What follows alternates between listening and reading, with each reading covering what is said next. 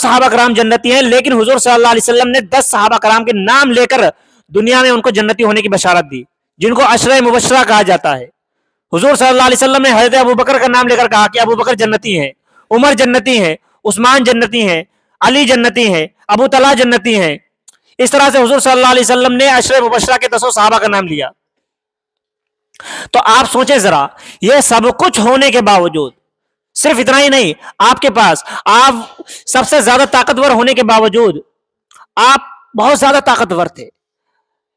History میں تاریخ جب اٹھا کر دیکھیں گے نا، آپ اسلام کی تاریخ پڑھیں گے، آپ نارملی اگر تاریخ کسی کو اٹھا کر دیکھیں، کوئی بھی انسان کتنا ہی طاقتور کیوں نہ ہو، ہمیشہ وہ جیت نہیں سکتا ہے، کتنا ہی طاقتور کیوں نہ ہو۔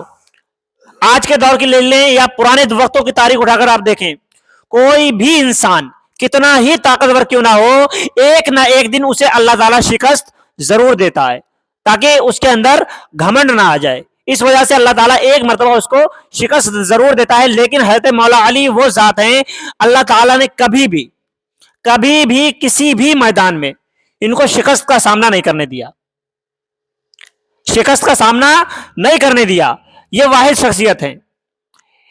آپ جب حضور صلی اللہ علیہ وسلم، اللہ تعالیٰ نے جب حضور صلی اللہ علیہ وسلم کو یہ حکم دیا، جب آپ صلی اللہ علیہ وسلم کو نبوت مل گئی، ویسے تو آپ پیدائشی نبی ہیں، لیکن بظاہر جو آپ کو نبوت ملی تھی، اللہ تعالیٰ کا جو فرمان آیا تھا کہ آپ لوگوں کو دین کی دعوت دیں، وہ کتنے سال کی عمر میں آیا تھا؟ وہ حضور صلی اللہ علیہ وسلم کی 40 سال جب عمر ہو گئی تھی۔ کتنی سال؟ 40 سال۔ 40 سال کی عمر میں جب اللہ تعالیٰ نے آپ کو یہ حکم دیا کہ آپ دین کو اپنے قریبی لوگوں تک پہنچائیں، اپنے گھر والوں کو دین کی دعوت دیں، آپ نے تمام کفار قریش کو، جتنے قریش تھے، آپ کے جو بھی تھے، چاہے چچا ہوں یا دادا ہوں یا جو بھی رشتہ دار تھے، آپ نے سب لوگوں کو بلایا۔ ابو طالب کے گھر میں سب کو جمع کیا گیا، ایک دعوت کی آپ نے، سب لوگ اکٹھا تھے۔ آپ صلی اللہ علیہ وسلم کو مکے والے امین کہتے تھے، امانت دار، اور صادق کہتے تھے، یعنی سچا۔ تو حضور صلی اللہ علیہ وسلم کہنے لگے کہ اے میرے پریوار والوں، اے میرے قریش کے لوگوں، اگر میں کہوں کہ پہاڑ کی دوسری جانب دشمن کا لشکر کھڑا ہے جو تمہارے اوپر حملہ کرنے آ رہا ہے، اور صبح ہوتے ہی وہ تمہارے اوپر حملہ کر دے گا، تو کیا تم اس بات کو مانو گے؟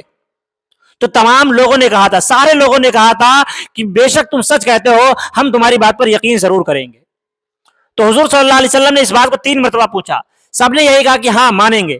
تب حضور صلی اللہ علیہ وسلم نے کہا کہ اے میرے قریش کے لوگوں، اے میرے عزیز و اقارب، میں تمہیں دعوت دیتا ہوں کہ ایک اللہ کی عبادت کرو، ایک اللہ کی عبادت کرو، اور میں اللہ کا رسول ہوں۔ اتنا سننے کے بعد میں تمام لوگ وہاں سے آپ کو برا بھلا کہنے لگے۔ ابو لہب آپ کو گالیاں بکنے لگا، ابو جہل آپ کو تانے کوسنے دینے لگا، اسی طرح سے تمام کفار، تمام کافر، وہاں سے تمام آپ کے عزیز و اقارب آپ کو برا بھلا کہنے لگے۔ لیکن حضور صلی اللہ علیہ وسلم نے کہا کہ بیٹھو، میری بات تو سن لو۔ تب حضور صلی اللہ علیہ وسلم نے پھر پوچھا کہ اللہ کے اس کام میں میرے گھر والوں میں سے اللہ تعالیٰ نے مجھے حکم دیا تھا کہ تم پہلے اپنے گھر والوں کو دین کی دعوت دو، اس لیے میں اپنے عزیز و اقارب، اپنے خاندان والوں کو پہلے دعوت دے رہا ہوں۔ تو آپ لوگوں میں سے کون ہے جو میرا ساتھ دے گا؟ اس وقت ایک 10 سال کا لڑکا کھڑا ہوا تھا، کہنے لگا کہ یا رسول اللہ، میں آپ کا ساتھ دوں گا۔ حضور صلی اللہ علیہ وسلم کہنے لگے کہ اے علی بیٹھ جاؤ۔ حضور صلی اللہ علیہ وسلم نے فرمایا کہ علی مجھے پتا ہے، تم بیٹھ جاؤ۔ اس کے بعد پھر آپ نے کہا کہ کون میرا ساتھ دے گا؟ آپ کے خاندان میں سے کوئی بھی کھڑا نہیں ہوا۔ پھر مولا علی کھڑے ہوئے، کہنے لگے یا رسول اللہ، میں ساتھ دوں گا۔ تیسری مرتبہ بھی یہی ہوا، اور آپ نے پھر کہا کہ یا رسول اللہ، میں آپ کا ساتھ دوں گا۔ تو حضور صلی اللہ علیہ وسلم نے فرمایا کہ اے علی، اللہ تعالیٰ نے تمہیں اسی لیے بھیجا ہے کہ تم میرا ساتھ دو گے۔ مجھے پتا تھا، میں نے اللہ سے دعا کی تھی کہ جب مجھے سارے لوگ انکار کریں گے تو کوئی تو میرا ساتھ دینے والا ہوگا۔ اس کے بعد وہاں پر مجمع میں سب سے پہلے حضرت مولا علی نے ساتھ دیا، اور اس کے بعد آپ کی بیوی حضرت خدیجہ رضی اللہ تعالی عنہ آپ پر ایمان لا چکی تھی۔ عورتوں میں آپ کے دوست حضرت ابو بکر صدیق رضی اللہ تعالی عنہ اس وقت اس مجمع میں شامل نہیں تھے، اس دعوت میں حضرت ابو بکر صدیق شامل نہیں تھے، وہ تجارت کی غرض سے باہر گئے ہوئے تھے۔ یہ تمام باتیں جب ہو گئیں تو لوگ باتیں بنانے لگے. لوگ باتیں کر رہے تھے. ابو بکر واپس آئے. ان سے بھی کہا گیا کہ تمہارا دوست پاگل ہو گیا ہے, تمہارا دوست دیوانہ ہو گیا ہے, دیوانوں سی باتیں کرتا ہے. تو حضرت ابو بکر کہنے لگے کیا ماجرا ہے؟ تو وہ کہنے لگے, لوگوں نے بتایا کہ وہ کہتا ہے کہ ایک اللہ کی عبادت کرو, بتوں کی پوجا مت کرو.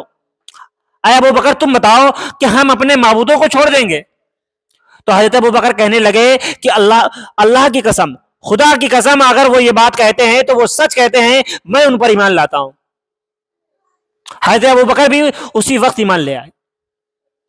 یہ تین لوگ ایسے تھے جو آپ پر اسی وقت ایمان لائے ہیں.